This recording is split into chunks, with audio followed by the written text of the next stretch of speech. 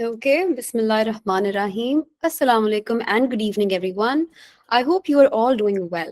My name is Dr. Javeria Naveed, and I am honored to be your moderator for today's masterclass on OET and IELTS for medical students. The session is designed to provide you with valuable insights into successfully preparing for these important exams, which are crucial for medical professionals through pursuing opportunities abroad. Whether you are just starting your preparation or refining your strategies, today's masterclass will provide you with practical knowledge to enhance your exam readiness. Today's session is conducted by NSUK and powered by MedAngle.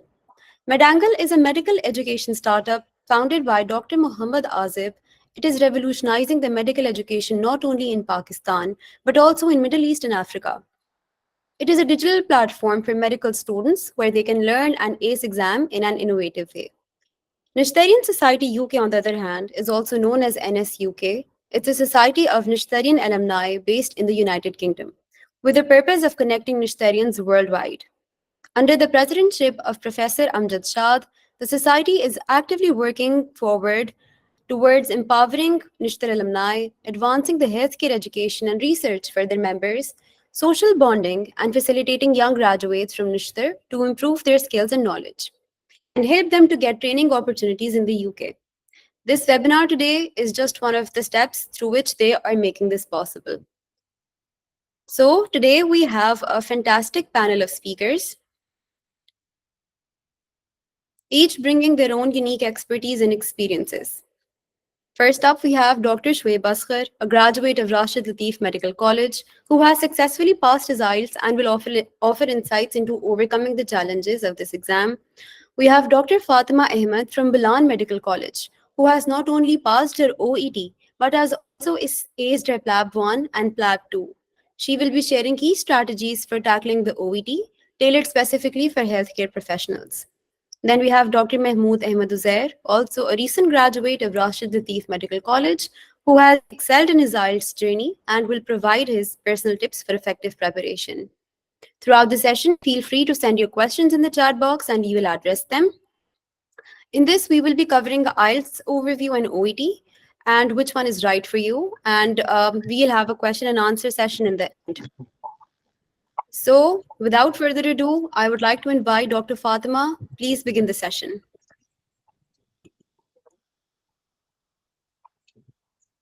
Hey dear all, Assalamu alaikum and good evening. So first of all, I would like to thank you all for joining the OET section of the segment. So I hope what I'm about to say today, you'll find it interesting and OET is going to make a lot more sense to you. So I'm a 2022 graduate and I decided to come forward to, discuss with you guys how I passed my OET. But before that, I'll tell you that, I'm one of those millions of people who decide to explore the new era and the emerging trend of work-life balance abroad. I knew I had to give certain exams for the GMC registration, but the very beginning of it was to get my English competencies signed off. There's always been this discrepancy of whether to choose IELTS or the OET, because a lot of people have different opinions and it's very subjective. I'll discuss with you why I chose OET. So I'll share with you a very short story, but it's interesting. It was the result day of my final year exam when I booked my OET. And it's pretty impulsive, isn't it? I was not prepared. I was not sure of what segments to study, the scoring criteria, and how it starts, where to go, and even the resources. Why I did so? The reason was that my PLAB 1 was going to be the slots for it. GMC was going to announce it in a month's time.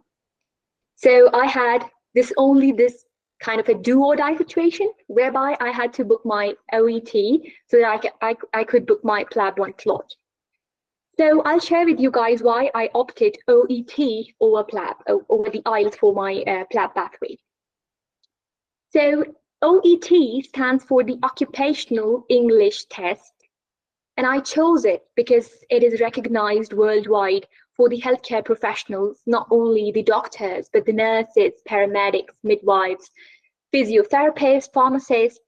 And the reason is that it is very similar to how we interact with the patients or the colleagues in our daily lives. Let's suppose if it's a clinical setting and you are talking to a patient, you are discussing the pros and cons of certain medications or the adverse effects or any procedure or any prescription. So you are doing like sort of a casual, not too informal talk with the patient or with the colleagues. I found OET much relatable, and therefore I opted for the OET. OET is recognized worldwide in the US, UK, New Zealand, Australia, and so on. So OET is something I felt is more relatable to the healthcare, and therefore it should be opted. Moreover, I had just 20 days to prepare for the OET. However, I share with you some tips and tricks where you can prepare for the OET in even 2 weeks. It's just how we talk to the patients, and that's it. So, it's very important to keep a note of when we need OET, because, timelines are very compact for PLAB exams. And when we are graduated, we always want to settle down in some career or training in a country of our choice. What we need to do for that is that we need to first choose which country we want to, and for the UK, we need to be GMC registered. So OET is the first step in the timeline. I've shared with you something called as I personally call it as a pipeline. It's a very, sort of a familiar term when we work in the UK. So from pipeline, I mean the very beginning and the very end of the pathway which we want to, pass very smoothly. My aim today is to make sure all the aspirants who are about to take their GMC registration route, I call it the dream route, I'll suggest follow some tips and tricks so that you can ace through it very smoothly and come out of the pipeline successfully. So you need OET at 2 occasions. One is for booking your PLAB 1 slots, and second at the time of the GMC registration. So for the purpose of booking your slot for PLAB 1, certain points should be kept in mind. Firstly, I would suggest plan your OET way before your GMC registration. The reason is that sometimes when you are working, you don't get much time to prepare for the OET sometimes, or sometimes the slots, like in Pakistan, they are extremely saturated because a lot of people are taking OET these days. So I would suggest go to the website today and look for the slots, book whatever suits for you, and prepare later, maybe, if it suits to you. It's very subjective again. So OET starts with preparation. I booked my slot and then I prepared for the OET. So, the results for the OET, it comes out in around 2 weeks. So make sure you meet the deadlines, because once your result is out, GMC takes 2 days to verify your OET result before you are eligible to book your PLAB 1 slot. And it's very important. You need to make sure that your OET result comes out way before your booking slot. So apart from this, I have heard people asking about, do I need to be a graduate to pass my OET? So the answer is no. Anyone with a valid passport can appear for the OET. You don't need to be a graduate. You don't need any medical degrees. So it's a very simple test which focuses on how you deal with the patients in a professional way. It judges how you would be working in the hospitals in the UK. So many of you are familiar with the term NHS. So, the National Health Service in the UK. A lot of people, we apply on those jobs. And the very first thing sometimes in the applications they ask you is that, are you GMC registered? So of course, at the time of GMC registration, you would need your OET result. I have shared this very convenient timeline. It's on your screen. It starts with booking your OET and passing it. The result is out in 2 weeks. And then comes the GMC sharing of the result. So on the OET website, you have to share your result with the GMC, and also you have to put your candidate number, which you will be getting at the time of your OET booking, and you have to put the candidate number in the test section in the GMC online to make sure GMC is able to verify your OET. Moving on towards booking of the PLAB 1 slots. So PLAB 1 slots, once they are booked, you need to make sure that you pass it because you need to really prepare it. I would suggest be mature in your attempts because PLAB 1 booking is such a big deal these days. We are not getting anymore a lot of slots. And when the UKMLA, you might be familiar with the term, when it's going to be announced, it will be applicable on the UK graduates as well. So PLAB, UK graduates, they don't take it. But later on, when it will be UKMLA, so I'm not sure about the slots, but of course, it's better to book our slots. And in the meantime, be very well prepared so that we can pass it in the first attempt. So moving on towards what things you need to do once you are done with your PLAB 1. So I would suggest that once you are done with your PLAB 1, I booked my PLAB 2 slot again on the result day of my PLAB 1. Because again, I needed to make sure that I apply for the visa in time. And also I applied for something called as the EPIC verification. It's very similar to our degree or the primary medical qualification verification at the ECFMG, which you might be familiar. So we need to get that verified. And if you are applying for the Irish Medical Council, so OET is the requirement. And apart from that, you would also need to verify your PMDC house job or 1-year internship certificate as well. So moving on towards after passing your PLAB 2. So here comes OET again. So you need to make sure that you meet the OET, OET is valid for 2 years. So you need to meet that validity criteria. Once you apply for the GMC registration, you need a valid OET. I will share with you the validity of OET and the exceptions by the GMC. So OET is valid for 2 long years. But if unfortunately you are not able to, do your PLAB 2 during those 2-year window, then GMC has made certain exceptions. So, OET for GMC registration has this criteria. So which states here on the screen, it should be a band B, which is 350 to 400 score in total. In all 4 sections, reading, writing, speaking, and listening.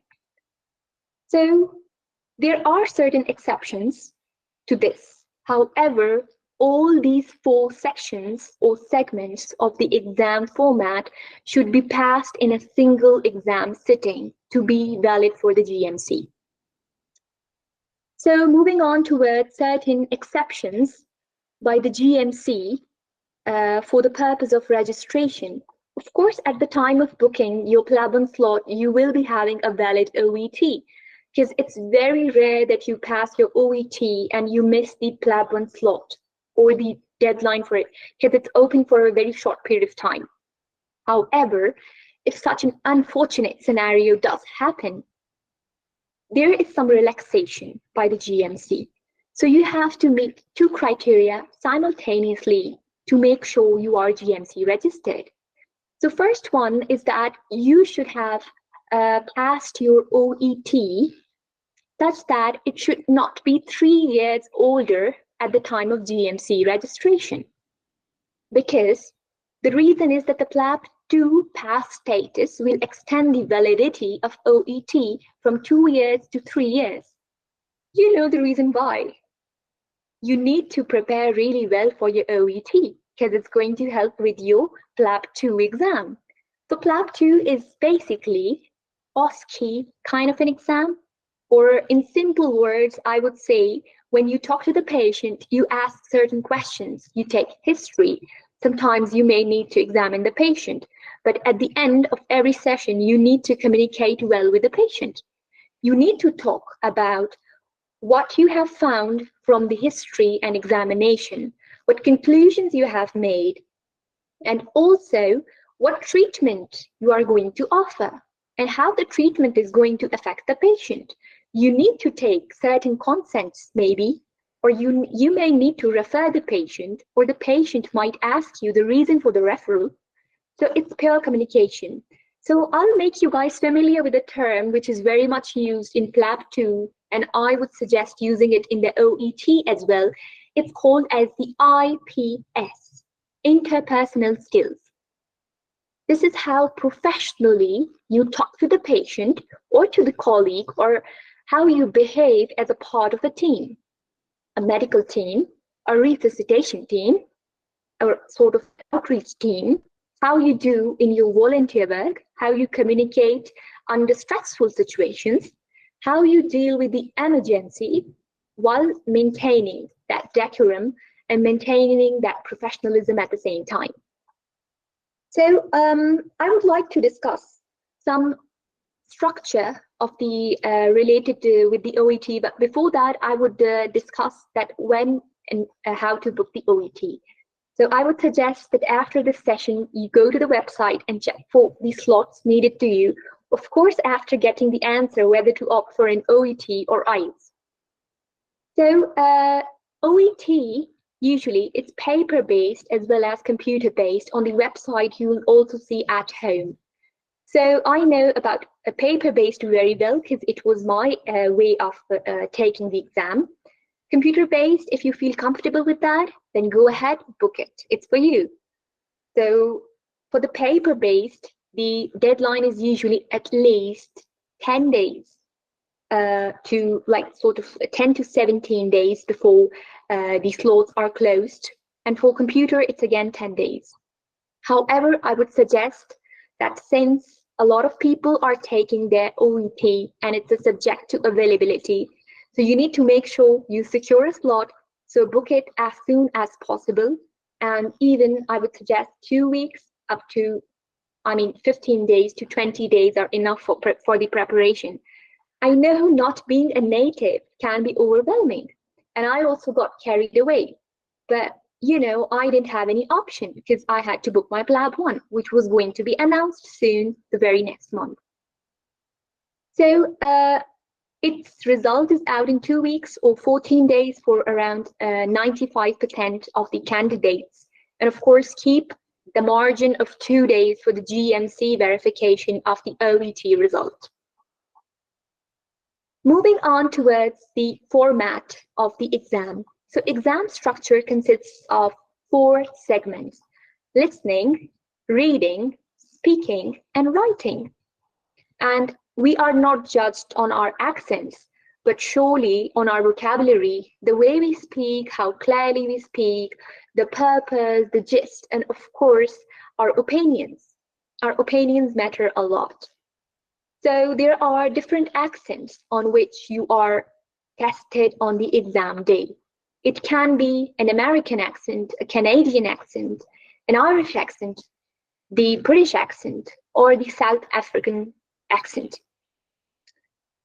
So it's not a matter of the accents on the exam day, it just tests you because, in the UK, you come across a lot of patients from different ethnicities. So you need to make sure that you understand how they speak. Of course, every native of different countries speaks English, but in a very different way. So to make sure they test you based on that, but I'll try to, guide you regarding how to ace through it. So of course, I'll suggest to always refer back to the OET official website for any help or questions available. Moving on towards our very first segment, which is reading. So the reading section of the test lasts for 60 minutes. And, from my experience, I'll say those 60 minutes, they pass in the blink of an eye. For me, it took 5 minutes. I didn't feel like it's 60 minutes long. So the reading section consists of part A, part B, and part C. I know now it's going to feel that it's getting overwhelming, and at some point you might feel it's a lot to take in. But I would suggest to go and refer to the official website. So the slide which you can see is the fracture, dislocation, and sprains, a sample sort of exam question book, which I have put in the slide. So you can see, you can always find it there on the official website. There's nothing which I have improvised myself. So everything is available. A lot of resource material is available for the OET. And I would suggest to start with the reading section first to make sure that you understand how it works. I thought it to be the easiest of all these segments in the OET course. So starting with the part A. So basically what happens here is that you are given some reading material. Reading material consists of texts. These texts are named as A, B, C, and D. All 4 texts are on the same subject, but they cover different aspects of that topic. For example, being healthcare professionals, it's easy. Here we go. So it might say, let's suppose on, to make it more clear to you, I'll do it with the sample paper. So on the sample, it's written, the heading is fracture, dislocation, and sprains. So the all 4 texts available, which is given in the exam question booklet, will contain the same topic, which is fracture, dislocation, and sprain. One paragraph, or I would call it text A, might say about their definitions. Text B might say about the investigations or the clinical presentations. Text C might talk about the imaging modalities. Text D might talk about treatment. You just have to read it and answer some questions. It's very similar to those back to school comprehensions. I used to really enjoy them. I'm not a very big fan of reading though, but still, you have to get something, you need to get used to with a system, of course. So, for example, with part A, I have written a very familiar term, and it's very popular among the OET teachers, the tutors, instructors, and even the students. The term is called scan and skim. It means that you don't have to carefully read the text. So usually what happens that back to school when we didn't have a lot of time, so whenever we run short of time, what we do is that we do a very careless, superficial reading, whereby we look for certain words or certain figures or values. You have to do that here. So back to school, a little, in med school, of course, everyone has read a lot of books and study material and has gone through very lengthy paragraphs, and of course those research articles and magazines and stuff like that. So here you don't have to do that. To save your time, because part A is only 15 minutes, you have to just pick for certain words or values. For example, if it says let's suppose it's a 60 years old patient who presents with fracture and something like that. So you have to, you are looking for an age. The questions ask you, for example, how old is the patient? So of course you will look for something in the numerics. So you look for something, a number, you'll search for that. So you'll come across word 60. So that's the answer. So what happens in part A, it tests you on 3 different sections. Some questions are like 1 to 7 questions. They are matching questions. 8 to 14 are short question answers, where the answer to the blank is a word or a number. And third comes sentence completion, which comprise of either a word, a phrase, because you have to complete a sentence. But be aware of the thing that you cannot change anything which is given in the text. You have to write it in the same way. You need to make sure, sometimes you're not judged on your spellings, but of course you need to make sure you write something which makes sense. And of course you are judged on your grammar. So we cannot use something which is grammatically incorrect, but it is something that we grew up learning. So nothing new, and I felt it very similar to how we deal with the patients and what we need to learn for future. I know you guys are thinking, you guys are dreaming about working in the hospital right now in the UK. So come back again. We have to complete the OET first before booking your PLAB 1, 2, and doing the GMC registration. Moving on to Part B and C. Part B and C, it comprises of, a little bit more of careful learning. You know, when we play video games, so or anything else, even the games we play on our cell phones these days, there's this level which is very easy, and then it gets tough.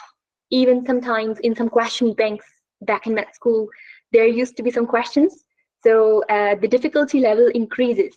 So part A, which is 15 minutes, was just for the warm-up. Moving on towards part B and C. So it includes careful reading. You are given texts, and in part B, you have 6 questions and 2 texts. So makes a total of, questions for which you get 2 minutes per question. So you get multiple choice questions, 3 option MCQs, and in part C, you get 4 option multiple choice questions, a total of 16 questions. So you need to, when we have a whole big booklet. So under stress situations, I mean the exams, sometimes we get carried away, we get overwhelmed, we panic, and a lot of us can't breathe. The reason is that we are not aware of this thing which need to be given much importance. The text which is given is the paragraph number. So on the top of the question, it's written, in paragraph number 3, you have to judge something. So despite knowing the whole topic, I'm not asking you to carefully go through each and every element or segment of it. Go through paragraph 3, do the careful learning, make an opinion, and then convey it in the form of MCQs of what you have learned. So you have to mark the correct option, and it's always given in the paragraph. You don't have to improvise anything. From improvisation, I remember something. I remember going into the med school vivas sometimes. I'm sure you guys have a lot of experiences during your viva or the clinical OSCE or the OSPE exams, where we always think we know everything, but the moment we go inside, we go blank. So sometimes we feel like we make excuses, but here we can always refer back to that paragraph to make sure we are on the right path. So this is it about the reading. For more information, you can always refer to the official OET website. Speaking, it's my favorite question, because, I feel like when you are a medical professional, if you are not speaking, you can't communicate. So every medical professional is a speaker. So we have to just refine our skills to make sure we convey what we think. Because a lot of times we want to say something, but we don't know how to say it. So here's the trick in the OET, the role play cards. I'll come on that. So it is something you can always refer back to. It's not a blind exam. You don't have to say things on your own, like the way we do in our daily lives during the exam settings. Of course, it's an exam setting, but to, reduce the panic, we don't have to maintain the eye contact. We can always look at those role play cards, and it's a lot more easier because you are not recorded in the form of videos, but in the form of audios. And those audios are sent to the OET headquarters where you are judged and scored. So in the speaking section, usually what happens it's a 20 minutes long segment, but you don't have to talk for 20 minutes. The trick. First of all, it starts with an ID check and then some warm-up questions with a person called as the interlocutor. So interlocutor, it's a tricky term for a lot of us. It shouldn't be. Interlocutor is a native, usually from the same country where you take your OET. So what happens is that interlocutor talks to you. Why did you choose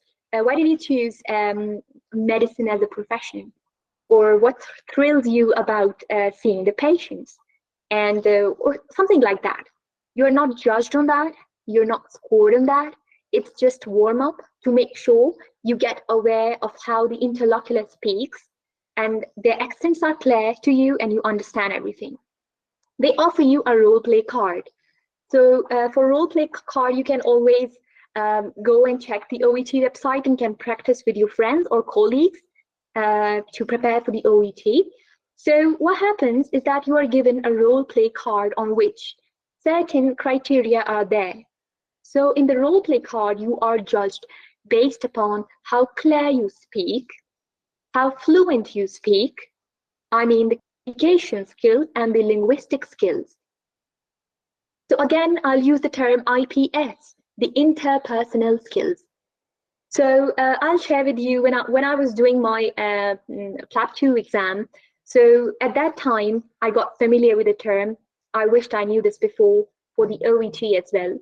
So what happened was that sometimes we ask some personal questions from the patients, or sometimes we may ask something which can offend the patient potentially. So we need to make sure that we don't sound offending.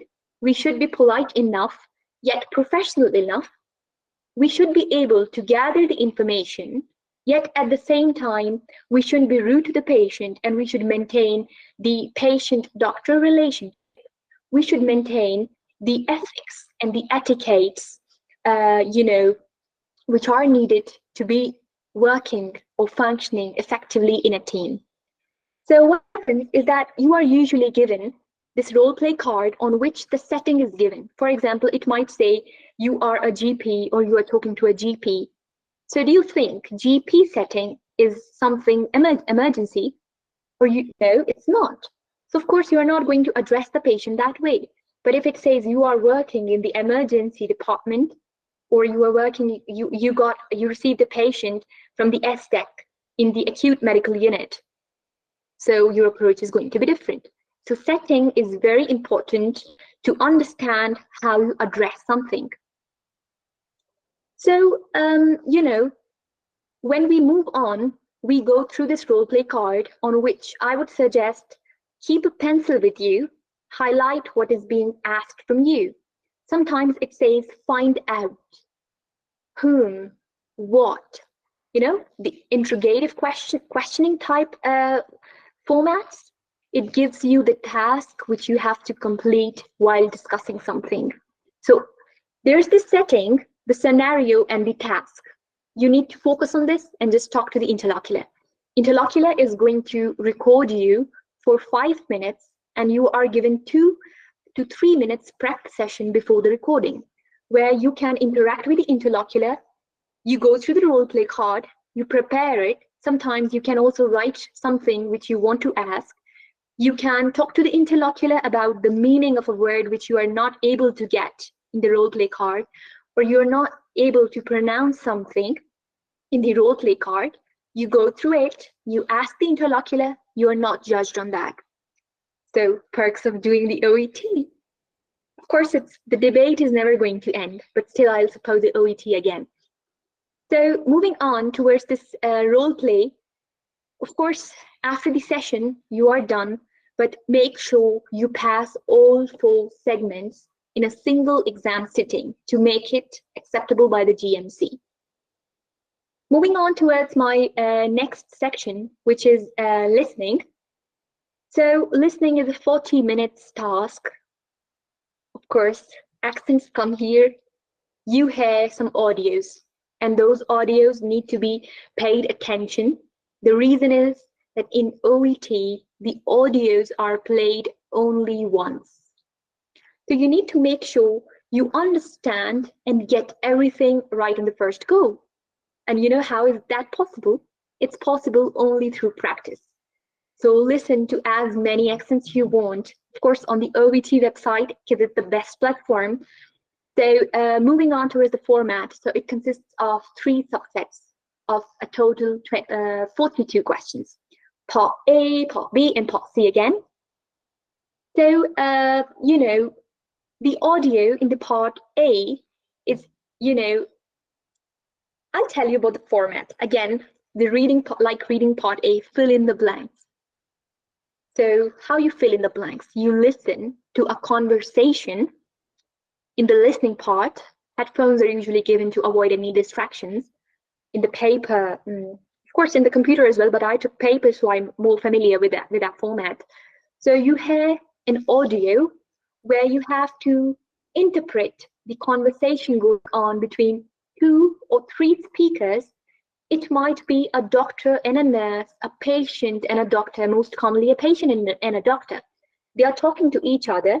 It's like a normal conversation. All you need to pick is that the format is built in such a way that the sequence of their phrases is exactly the same as the sequence of the sections or the sentences that need to be completed.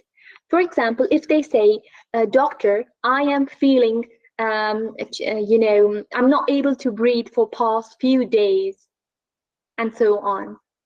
So the blank might be, the patient is feeling shortness of breath for dash. Few days is the answer to it. So things can be synonymous because they want to judge you on not being, sometimes we use the word called as the scripted. So they judge you that you are not scripted and you understand the synonyms which are used in the medical. Like it can be written like SOB or shortness of breath instead of difficulty breathing or stuff like that.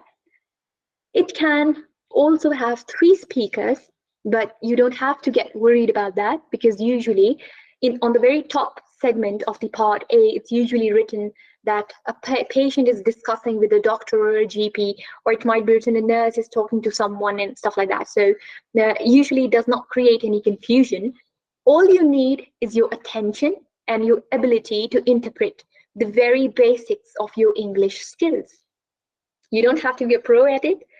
All you need is something called as confidence, not much. So put your hesitation aside and do some practice and you are good to go. Even if you have 2 weeks, it's the very right time to start. Go ahead and you'll ace it. So in part B, we have 3 option multiple choice questions. Again, what you need to do is that, some time is given to you to read the multiple choice questions before the audio is played. So you have an idea of what to listen for in an audio. Eyes only, it's a very good saying that eyes only see what they are looking for, what they are searching for. So here comes, you will only listen to those phrases which is being asked. So go through those MCQs, what is being asked, so that you are able to interpret, make an opinion of it, and then answer your questions. Then comes part C. It consists of 2 audios with 6 questions each. Again, 3 option multiple choice questions. And you have this 90 seconds before the audio. So you can always refer back to what's being asked. You can go through the segments inside those multiple choice questions. If you're not having much time, I would suggest you may be able to go through just the questions. And of course, if you go through the options, there is very little risk that you'll mess it up. But I would suggest, if you can't, or if you have lost one bit of an audio and you want to maintain that pace so that you don't miss the upcoming questions, I would suggest read the question so that you can understand and that where you are in the the audio session, and you are on track and you can answer the rest of the questions if unfortunately you have missed even one of the MCQs. So moving on towards the next section, the writing. I know and I totally understand that a lot of people are afraid of this section because everyone wants to score a lot in it. 400. I know, above. Well, you are able to do that. So for that, I would suggest practice, practice, and practice. It makes you perfect. Again, those old school sayings, They are very long lasting, I would say. So for the writing section, usually you are given a task. I would say there is no fixed template for that writing section, which you have to follow all the time. You can always make certain changes, but you have to make sure that it is acceptable by the OET standards. So for that reason, you need to know that when you write something, what is the criteria on which you are judged? So I have shared a checklist here. Examiners, when they go through your writing, they check you on your purpose. For example, usually you are given a task that write a letter to, let's suppose, write a letter to a physiotherapist. You are a GP and you have to write a letter to a physiotherapist for the upcoming appointment of this patient who has undergone the, prolonged immobilization or something. Or it could be anything, it's given there.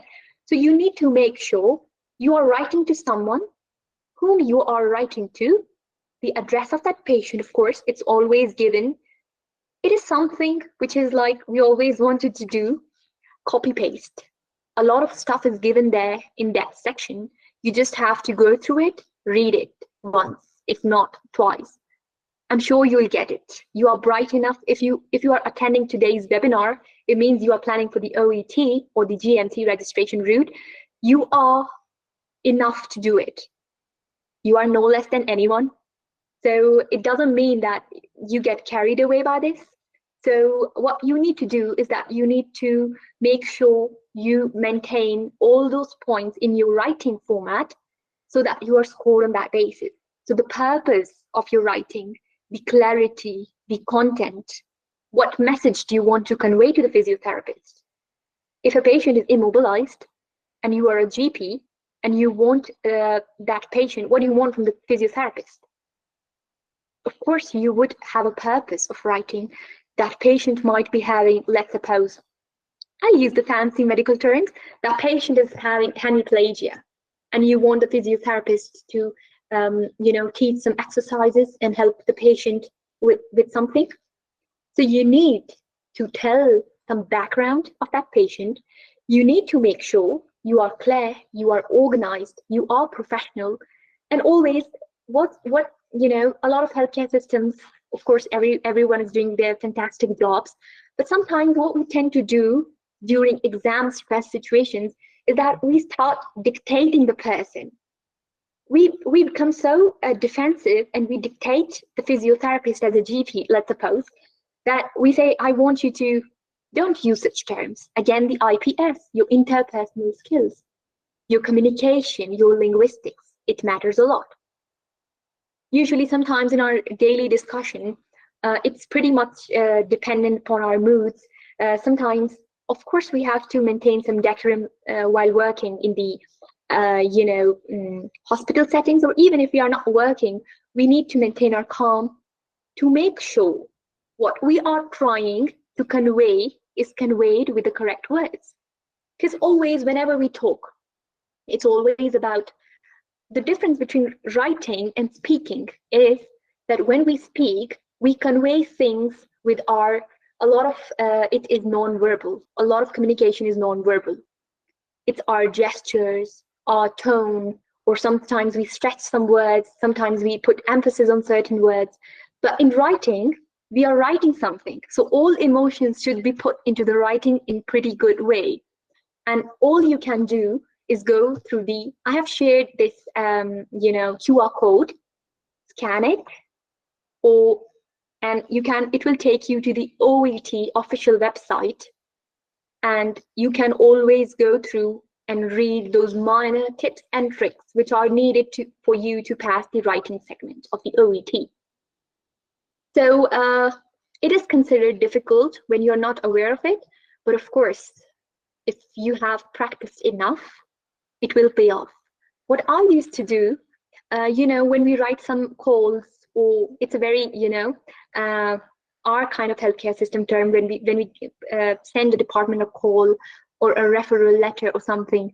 So how I learned the writing format was that I started during my house job, during my internship, I started writing those referrals or stuff in that format which is acceptable by the OET. And this saved me a lot of time preparing, because I was originally doing it while doing what I was supposed to do as a junior doctor.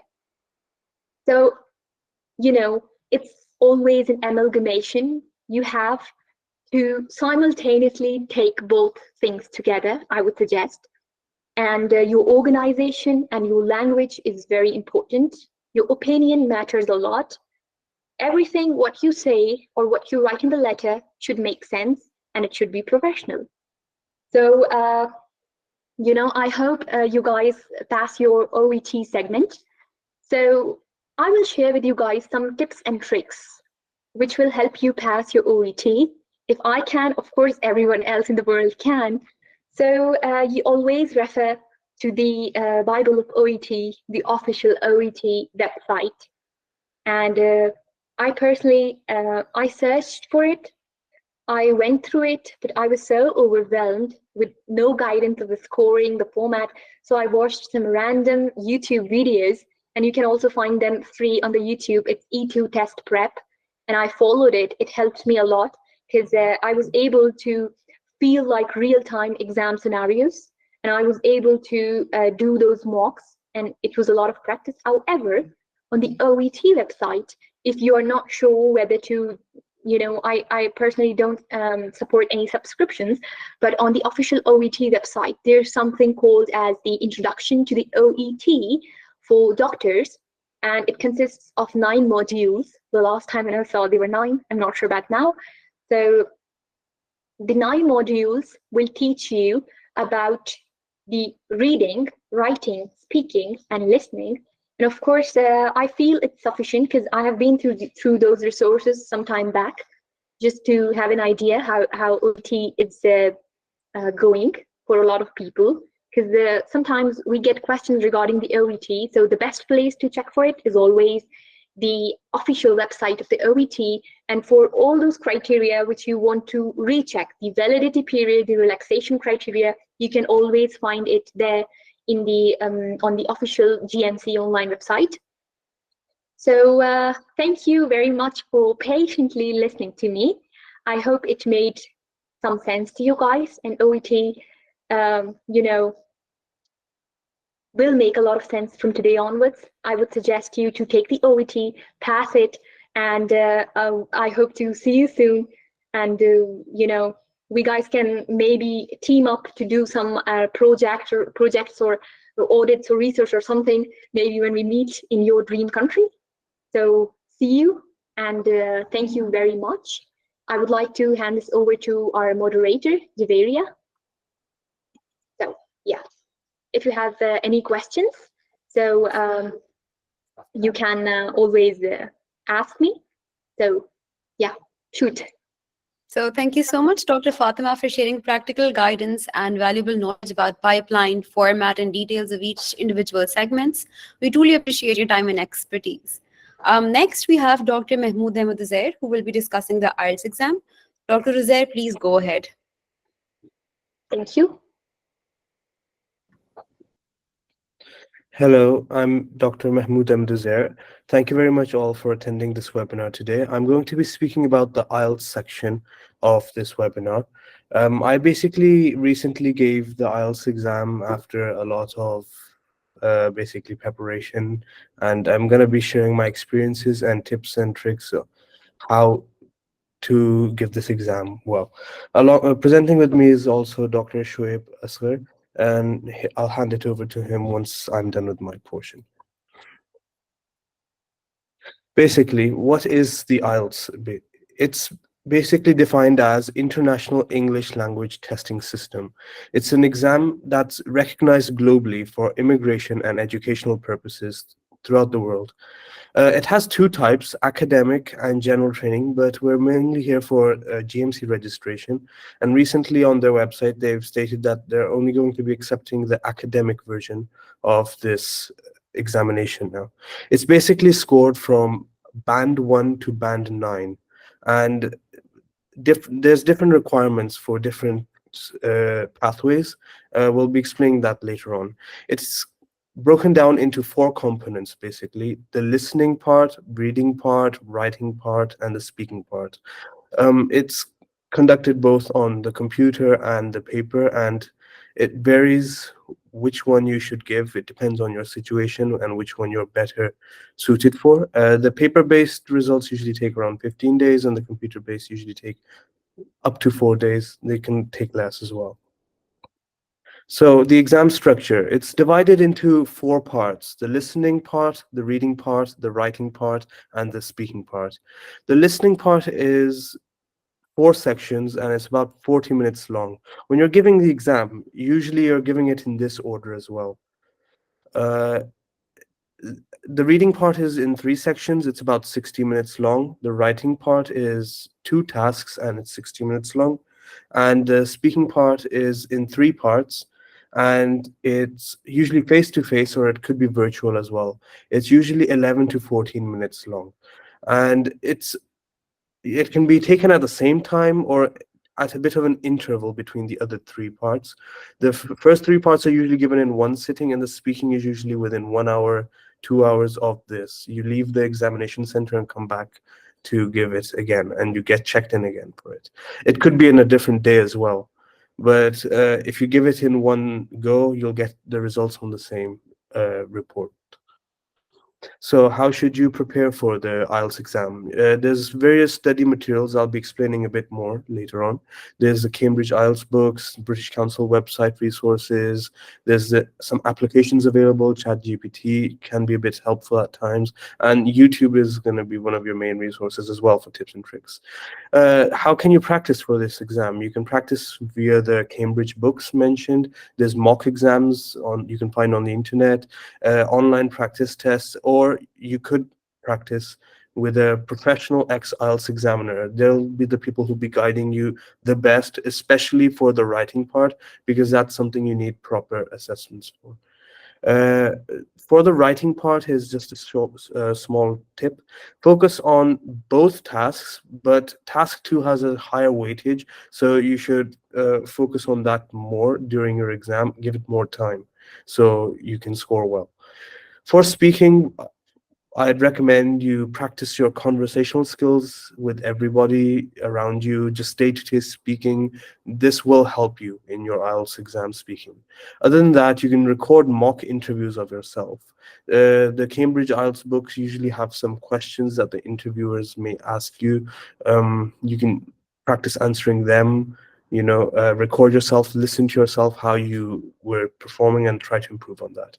Other than that, you can have a study partner who has good English skills as well and help each other improve.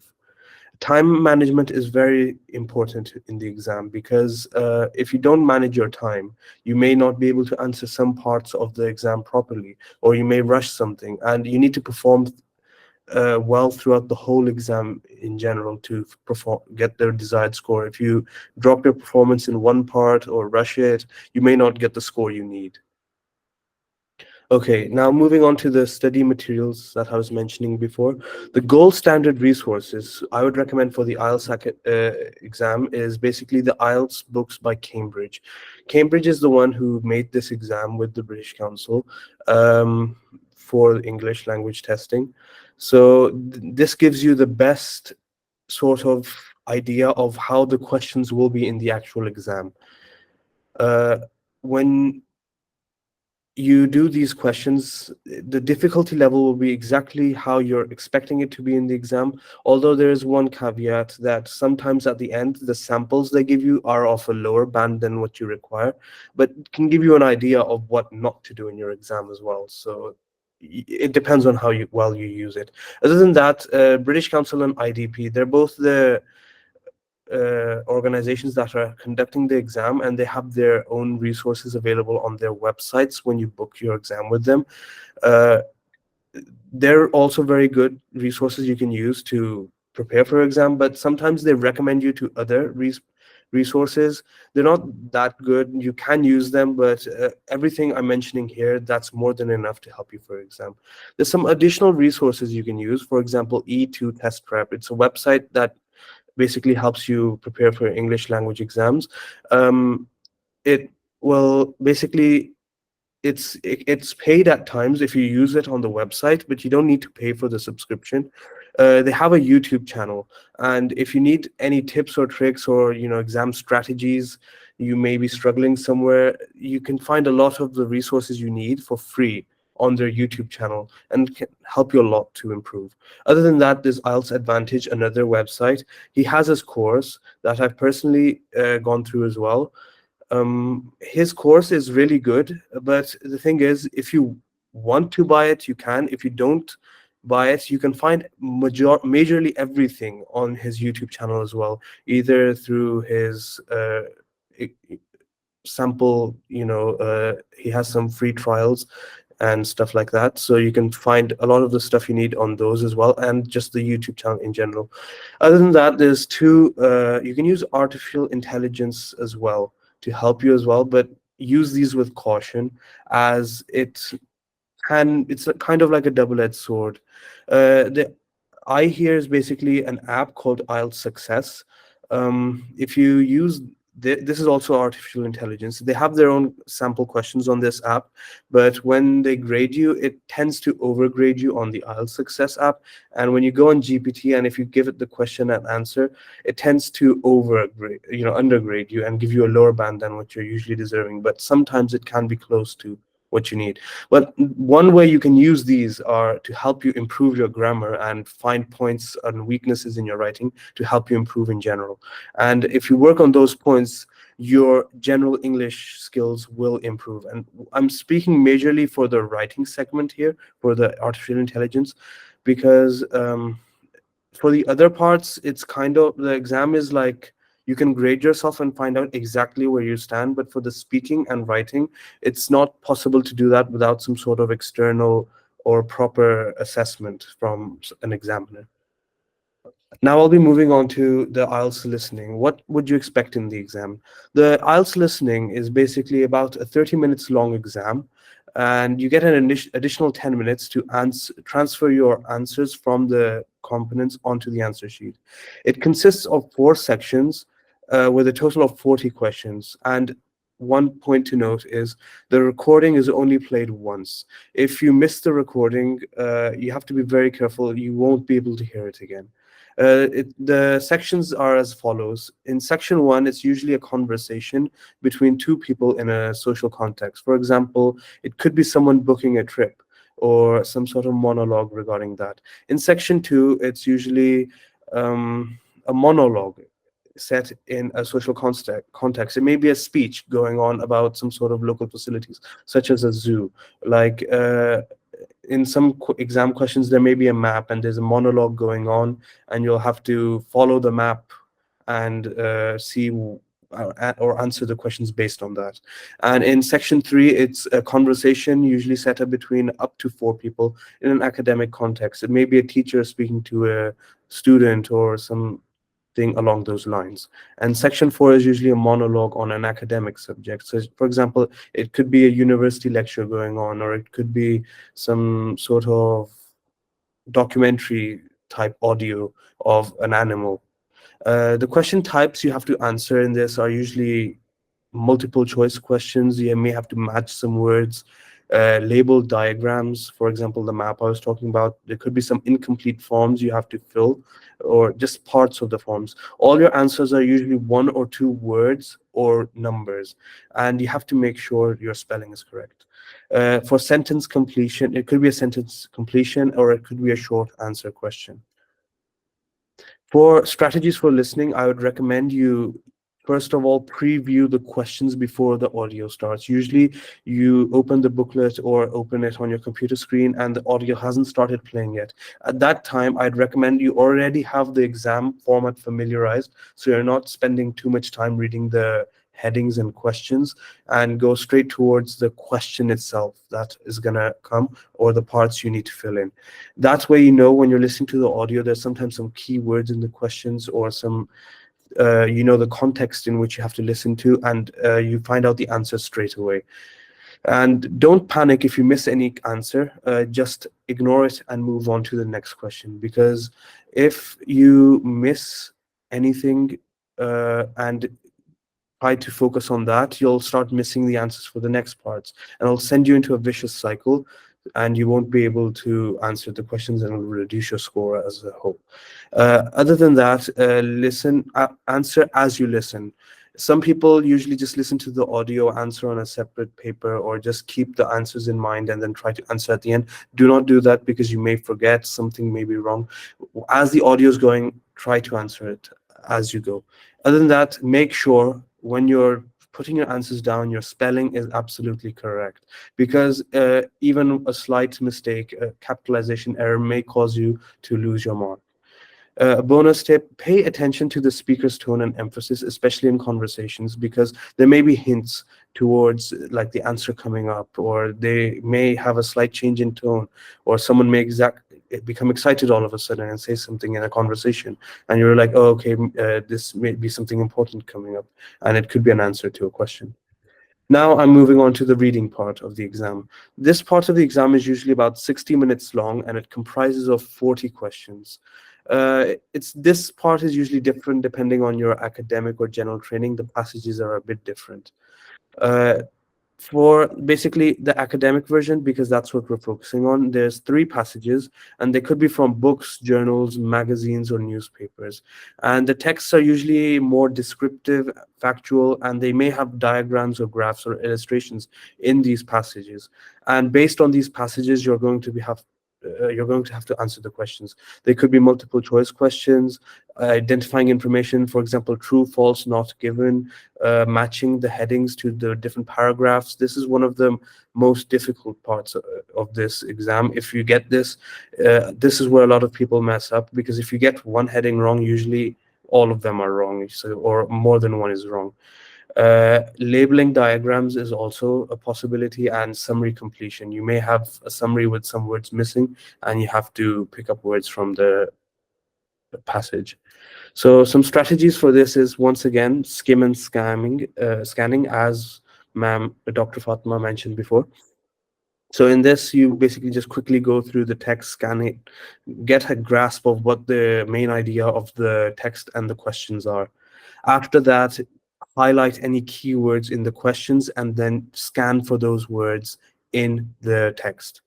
Then use a process of elimination for any multiple choice questions. It'll help you narrow down any of the questions. Don't spend too much time on any difficult questions. Move on and come back, because time management is very important. Pay attention to any synonyms. It's possible that a word used in a summary, for example, may not be the exact word in the passage, but it has the same meaning. So this is another thing to look out for. One thing is that usually the passages get more difficult. So passage 1 is the easiest, passage 2 is a bit more difficult, and passage 3 is usually the most difficult. So you usually have to spend more time on passage 3. Like if you have 1 hour, spend around 30 minutes on that, 20 minutes on passage 2, and 10 minutes on passage 1. You can vary it, but this is something I personally prefer to do. So, and it helped me a lot. And a bonus tip is practice the reading test before the test multiple times. It'll help you improve your speed and your accuracy. Okay, now I'll be handing it over to Muhammad Shoaib Asghar, who will continue this webinar and explain further. Thank you so much, Uzair, for the brief introduction. Assalamu alaikum, everyone. My name is Dr. Muhammad Shoaib Asghar, and as Javeria has mentioned before, I'm a recent graduate of Rashid Latif Medical College. I passed my IELTS in May of this year, and I'll be explaining to you guys how you can ace the exam without having any difficulty and giving it the minimal effort that's required. So I think Uzair has done a really good job to explain how the reading and the writing components of the IELTS exam are structured. And now I'll be building up on that and explaining to you the importance of scoring a good mark in the listening and the reading component. So overall, you need, for GMC registration mainly, you need an overall band score of more than 7.5. And in order to achieve that, you need to have at least an 8 or a 8.5 plus in the academic reading or the listening component. And to be honest, that's quite easy to achieve. I say this because the writing and the speaking component of the exam are graded by human examiners, and there is a degree of variability when it comes to the score that they can give you. But when it comes to reading and listening, you can definitely get a band 8.5 to a 9 with practice. And even if you score a 7 or a 7.5 in writing and speaking, you'll be good to go. So this is a breakdown of the IELTS scoring system that IELTS examiners use to give you a band score. So here you can see that the total number of questions in the reading and the listening components are 40. And if you score above 35, that will give you a good band score, and that will be definitely above the 8 and the 8.5 band ranges. And they are definitely good enough for you to score a very high score in the IELTS exam. So the same thing goes for the listening as well. It has the same number of questions. One of the reassuring factors of the reading and the listening component is that during your practice, you can always evaluate yourself and use this scoring system that I've given here to evaluate yourself and see which band scores you're getting consistently. Some people are just naturally gifted and they can score really high in the reading and listening component with minimal practice, but it is very easily achievable with even if you're not really good at reading or listening. Personally, I used to do really good with listening. I used to score band 8.5 to a 9, and even in practice, in the first practice session that I did, I scored a 8.5, and that because that was something that was natural for me. I used to listen to a lot of lectures online, so I think as a medical student, we're listening to a lot of lectures, and because we have to focus a lot, our listening skills are being relatively practiced. I wouldn't say the reading component was harder for me, but it required a lot of practice. I was scoring around 7.5, but after I practiced for 2 weeks, I scored 8.5 to 9 bands easily. In my actual exam, I used the Cambridge because I used the Cambridge books. I scored 8.5 in my actual exam, and the strategies I used were the same that Uzair mentioned before. So moving on now to the most dreaded component of the IELTS exam, which is the writing component. Writing can be difficult for doctors, as we in Pakistan are not used to writing formally. Some people may be involved in research and they might know what I'm talking about. You need to write as formal as possible because journals usually reject you. The same thing goes for the IELTS writing test as well, but to a less severe degree, I would say. You need to be able to write formally, and so I would urge you guys to take writing very seriously if you're planning to give the IELTS or even the OET, just like Dr. Fatma mentioned. But for the IELTS specifically, if you want to reach above the 7.5 band score, the band score that's required for the UK Foundation program, I would suggest you guys to go for the IELTS exam, because getting a 7.5 band in IELTS is relatively easier as compared to the OET exam. But if you need a 350, you can go for either the IELTS or the OET. The choice is up to you. So the writing component is divided into task 1 and task 2. You'll be given 60 minutes to complete both task 1 and task 2. And time management, honestly, is really important here. So I stress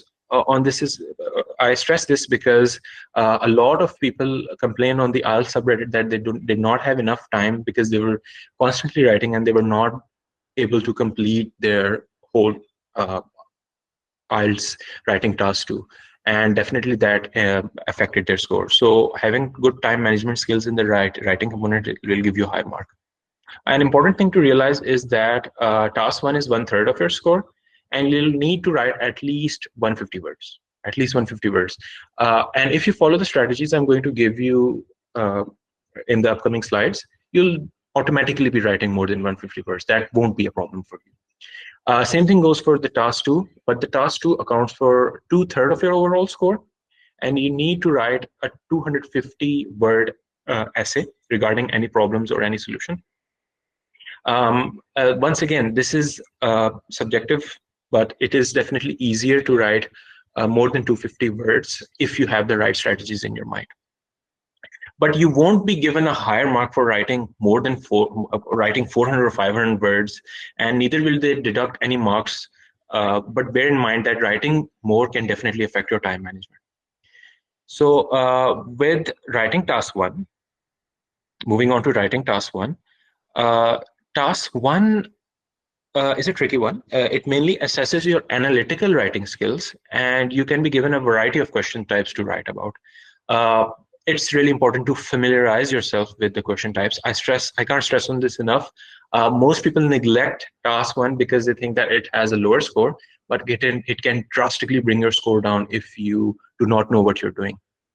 But once you familiarize yourself with the question types, you can easily score a band 8 in writing if you give it enough practice.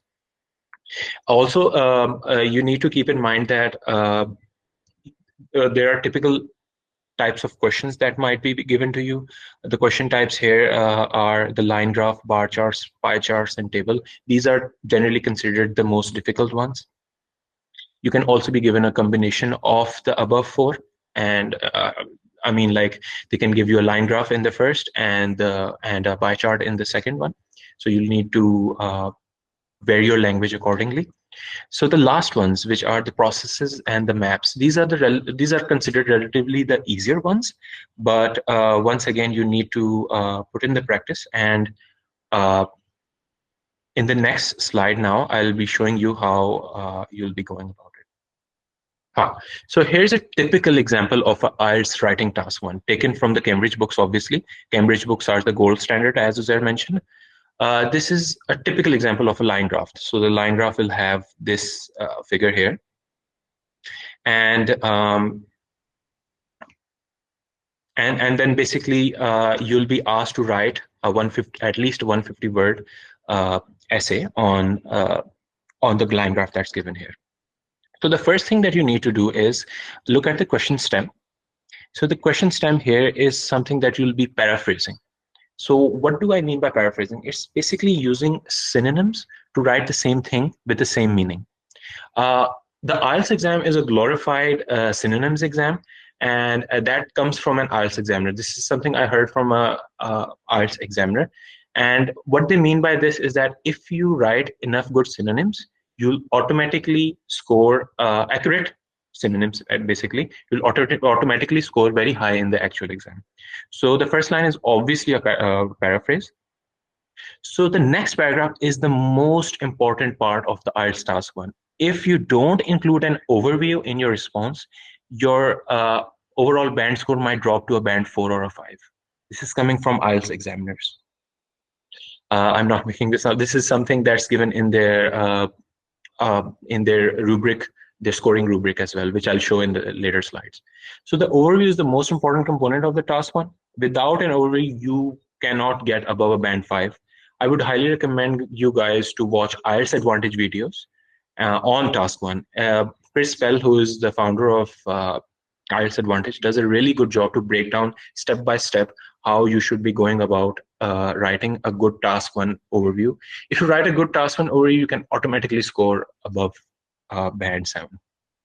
So next paragraphs are the details body paragraphs. So these are the details 1 and the details 2 paragraphs.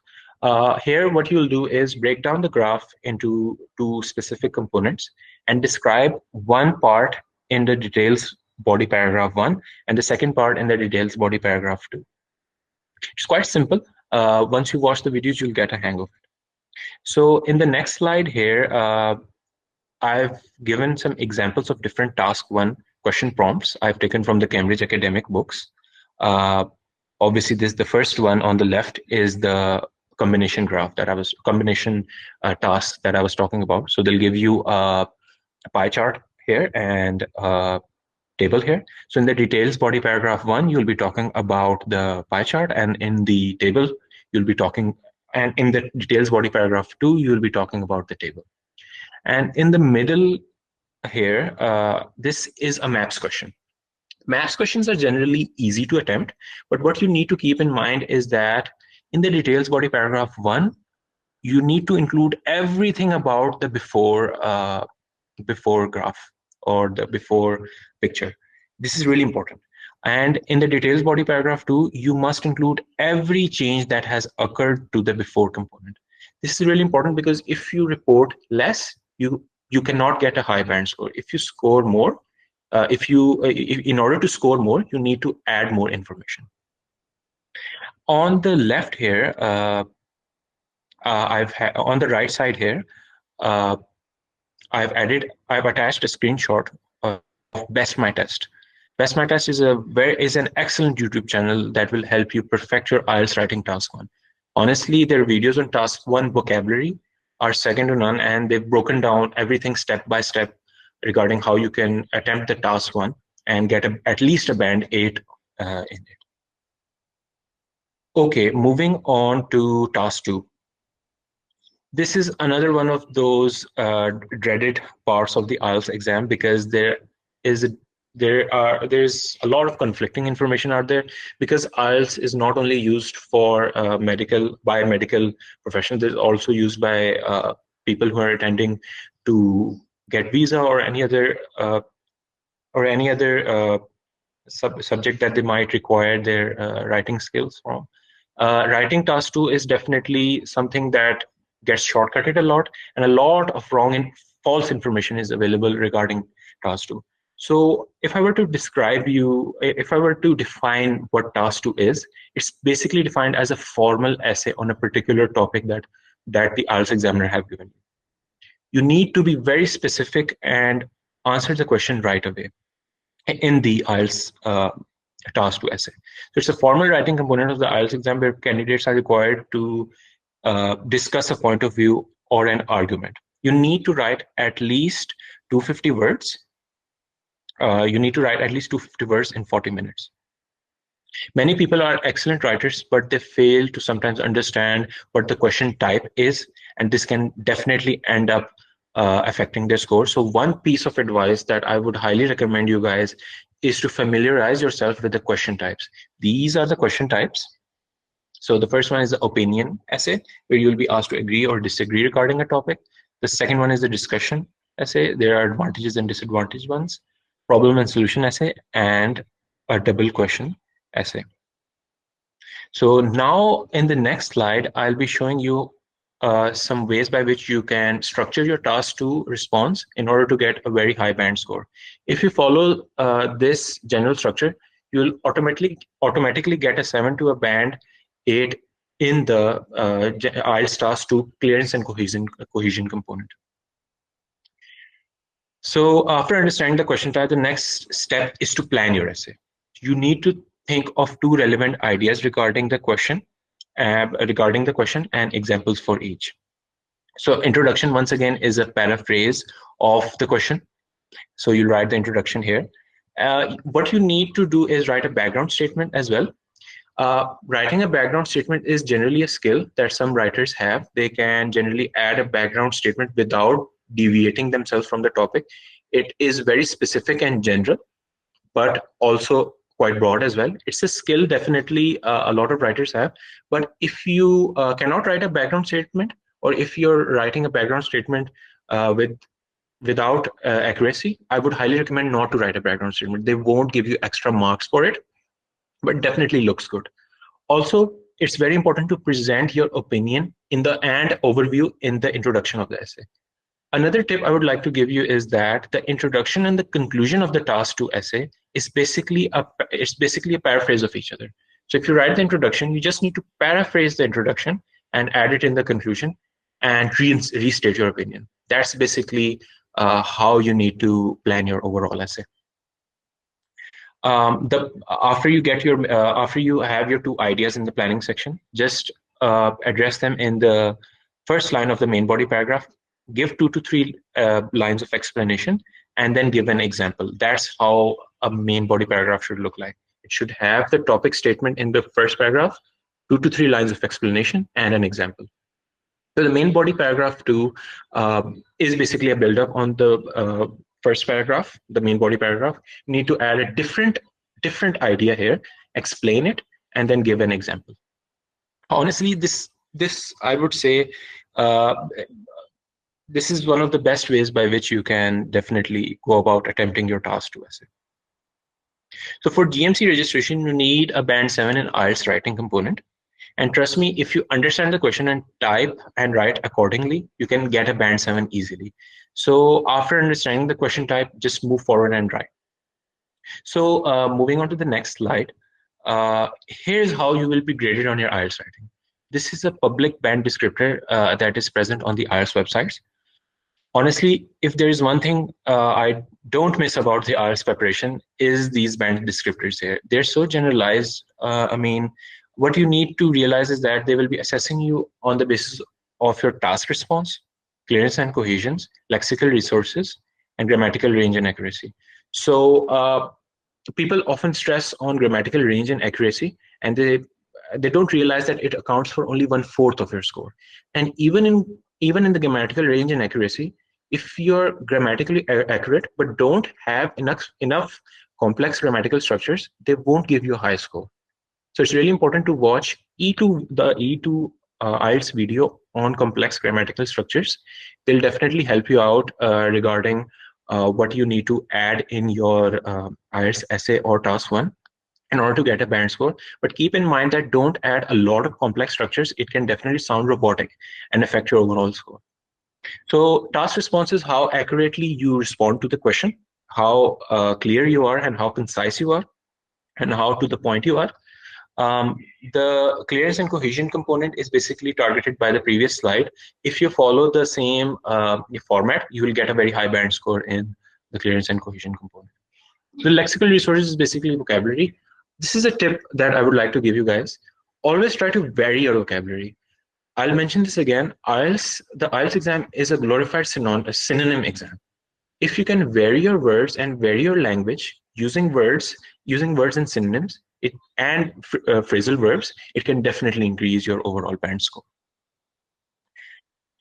Okay, I think this concludes the IELTS writing component. If you have any questions regarding the IELTS writing component, you can definitely type them up in the chat box. I'll definitely respond to them.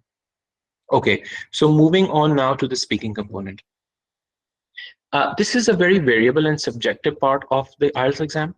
Many people do struggle with this, but people who are naturally good at speaking English, spoken English, tend to perform very well in this part of the exam. I wasn't so gracious, you could say. So I had definitely had to build up on my speaking, but not to a large extent. I was consistently performing at a band 7 level, but I needed to go up to band 7.5. So I practiced a lot with my study partner, which is Uzair, who just gave the presentation before. And what we did was we practiced a lot. We graded each other, and honestly, my band score jumped from a 7 to a band 8 very easily in a matter of 2 weeks. It's just about how you're responding to the questions and how accurate you are and how fluently you're able to speak. So regarding the IELTS speaking, I would highly recommend you guys to watch IELTS speaking mock tests on YouTube and practice speaking as much as possible using the Cambridge academic books speaking topics. They have very good speaking topics that you can practice with your study partners, and having a study partner with whom you can prepare for the speaking component is definitely a plus point to have. And this is because they can evaluate you and pinpoint mistakes that you might be consistently making. Trust me, you won't know your mistakes until someone points it out to you. So if you're not so lucky to have a study partner with you, you can always record yourself and listen to it back. And once you do that, you can automatically improve on your mistakes. So I think this wraps up the IELTS speaking component. I'll be moving on to the next slide where I'll be explaining to you guys which exam you should opt for, whether it is the IELTS or the OET. Some people might be confused and might think that the IELTS might be better than the OET, or the OET might be better than IELTS. I would honestly say that they're at the same level, but for medical professionals, OET would definitely be the way to go. It's ideal for medical professionals. IELTS, on the other hand, has a broader use for not just healthcare services. If you are intending to do a master's in the UK, you definitely need to give the IELTS exam. I don't think many programs accept the OET. The IELTS exam is relatively cheaper. It's around 55 to 60,000 rupees. I think I booked mine for around 50,000, but the next day I saw the prices jump to 60,000. I think there are specific months where the IELTS are quite cheaper. You just need to look out for them. So the OET exam is relatively expensive at around 1,26,000 rupees. Also, one major factor that you guys need to consider is that the computer-based test of the IELTS, it takes 3 to 5 days for your results to get announced. And that's a big plus point, because I gave my computer-based exam because I was really good at typing. I ended up getting my result the very next day, and that was a very big plus point for me, especially because I was applying to the UK Foundation program, where I needed to demonstrate at least 7.5 bands in each domain, and the deadline was approaching. And because the IELTS gives you your result the very next day, sometimes if you give the computer exam, it was definitely a positive for me, and that's why I opted for the IELTS exam mainly.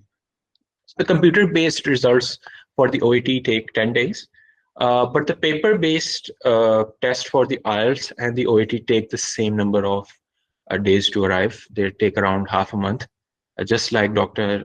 Fatma mentioned. So moving on to the next slide, I've made a slide here regarding the IELTS and the OET requirements for not just GMC, but also for the UKFP and the IMC and the AMC registration. So you need to realize that for the UK Foundation program, you need to have at least 7.5 in each domain. That's very easy to say, but getting a 7.5 in writing definitely requires a lot of practice. So definitely keep that in mind. So, and for the OET, if you're using the OET to apply for the UKFP, you need 400 in each domain.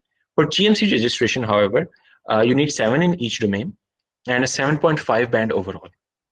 So in order to get that 7.5 band, you need to score higher in the reading and the listening components, because they're definitely easier to achieve, and then you'll automatically get a higher band overall. So for the OET, you just need a 350 in each for GMC registration, just like Dr. Fatma mentioned. For Irish Medical Council registration, you need 6.5 in each and a 7 band overall. And for the OET, you need 350 each for IMC registration. For AMC registration, it follows the same protocols as GMC registration, so you need the same as GMC. One thing to consider is that the IELTS exam is not accepted for ECFMG registration. However, the OET exam is accepted for ECFMG registration, so you need to keep that in mind. However, you don't need to score so high in the writing component for ECFMG registration. Even a 300 is fine. So now we've reached towards the end of the masterclass, and I want to thank each and every one of you for your patience and for joining the webinar series. At the end of the day, we are giving these English licensing tests to pursue a career abroad, and no matter where you want to go, you will need to clear licensing exams that are required to work as a doctor in the UK, Australia, or the USA. And to clear these licensing exams, such as the PLAB, MRCS, USMLE, you definitely need to have a solid foundation of medical core concepts throughout your medical school. And to ensure that you're on the right track to ace your licensing exams, I would highly recommend you guys to choose MedAngle as your study partner for medical school. MedAngle is an all-in-one solid medical school resource that you can use and incorporate into your studies and gain the necessary undergraduate knowledge that is essential to clear the licensing exams in the future.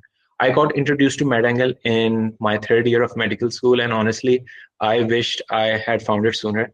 I began to use it to reinforce my concepts, and because the way by which MedAngle forces you to learn concepts is through active learning, I definitely benefited from that. I never realized the importance of active learning when it comes to long-term retention. So from whichever medical school you are at the moment, you can literally sign up to MedAngle now, and it will automatically personalize and become hyper-specific to the medical school you're in. It is efficient, and with relevant content for your medical school. It saves you time and money, so you can focus on extracurriculars that are required to build your soft skills and your CV for applying to international jobs in the future. So having a resource like MedAngle in your pocket at all times can definitely be a game changer when you're trying to learn core concepts on the go. And whether you're at the ward or at home, you can definitely pull up MedAngle on your mobiles or your laptops, and it can definitely help you out. What I used to do was, on my way to college, I used to solve smart sets regarding the topic of the test, and that definitely helped me revise and get into the exam mode. And honestly, that was a really big help for me. So recently they've introduced smart scripts, which has honestly replaced textbooks for me. The overall app experience is second to none, guys. You should definitely try it out. So a little background about MedAngle. It was founded by Dr. Muhammad Azib at Dow Medical College, and he noticed that the medical education system in Pakistan could definitely use some improvements, and that each and every medical student in Pakistan needs access to active learning and cutting edge tools that are required to not only save time, but also reinforce core concepts that are required in the future. Uh, Muhammad Azib coded it by himself and created the whole platform for us to utilize.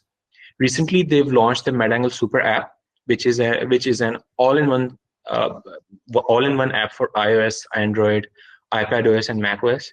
It has everything and everything that I've mentioned and beyond, just at the comfort of your own device, whether it's an iPad or a Android phone, anything.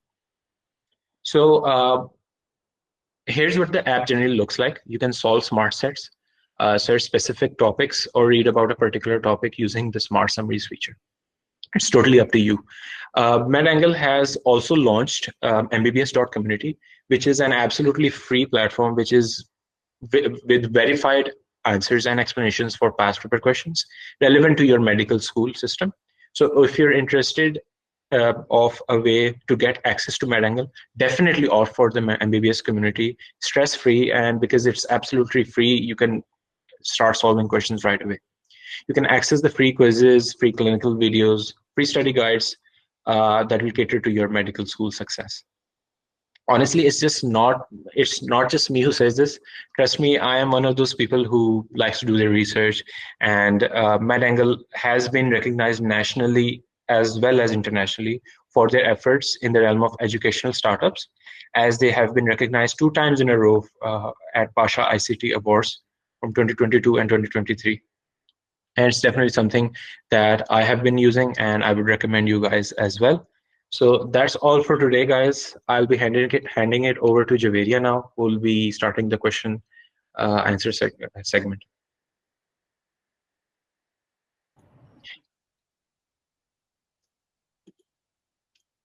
So, as we come to the end of this informative masterclass, I'd like to extend a heartfelt thank you to all of our speakers, Dr. Fatima, Dr. Shoaib, and Dr. Uzair. Your guidance has certainly provided all of us with a clearer understanding of how to tackle the exams, and we are grateful for the practical strategies you've shared today. So, we have Dr. Amjad Shad here with us right now. Sir, would you like to say a few words? Can you hear me now? Yes, sir. No, I think it was wonderful effort. We really enjoyed it. I had few trainees with me. They all liked it. Great effort. And I understand it been relayed with the MedAngle to other institutions also. I think keep it up, and people really liked it, and they're looking forward for the next episode. Well done, everybody. I think a lot of effort went into it. Yes, thank you so much, Dr. Amjad. Thank you so much for Thank you. tuning in. Thank you. Thanks. Now, I got a few students who are listening it, and they were very, very pleased with it. As you can see in the background, we have a lot of people who are listening to it. Yes, I'm in the student accommodation. They really loved it. Thank you. Thank you, sir. Well done. You're welcome, sir. Thank you. Full marks. Thank you. I hope people enjoyed it from your end also. Yes, sir. Yes. And was Sir it will now related proceed to with the other question and answer. institution, or it was just going to NIST? No, sir, it is related to every institution in Pakistan using it, and MedAngle has done a very good job to do that. They've been supportive. They've been really supportive and helped us throughout the journey. So most of the questions that were sent in were addressed by Dr. Fatima, and the latest question that we have is Dr. Bajaj is asking how to get MBBS community access for MedAngle. Shoaib, if you can elaborate, if you can give an answer to that. Yeah, hello. It's really easy to get access to the MBBS community released by MedAngle. You just need to go to your browser, type in mbbs.community, like as it is. Just type in mbbs.community. We'll also be linking it down in the WhatsApp group so that you're all able to get access to the get access to MBBS community and start solving questions right away. So in short, you just need to type in mbbs.community on your browser, or just click the link in the description box, which will send you in the WhatsApp groups that you're joining. Also, guys, in the next upcoming webinars, we'll be talking about PLAB 1, PLAB 2. Dr. Fatma will also be with us, and she'll also be addressing all the concerns that you have regarding PLAB 1 and PLAB 2, what the best strategies are. We'll also be going forward with MRCP and MRCS as well. So it's definitely something that you guys should look out for. Just keep yourself informed in the WhatsApp groups, stay in touch with MedAngle, and also follow them on their socials as well. And also follow Nigerian Society UK on their socials, where we'll keep you guys updated. Thank you. If there's any other question, please let me know, Javeria. So that is that. No, we don't have any other questions. Okay, yes, no. The other questions were answered by ma'am. Okay, so to all the attendees, thank you so much for your participation and engagement. We hope you leave with a renewed sense of confidence in your preparation for these exams. And now you have been given the insights and tools. So we wish you best of luck in your exams, and feel free to reach out to us if you want any additional help or support. So thank you once again, and very goodbye to all of you.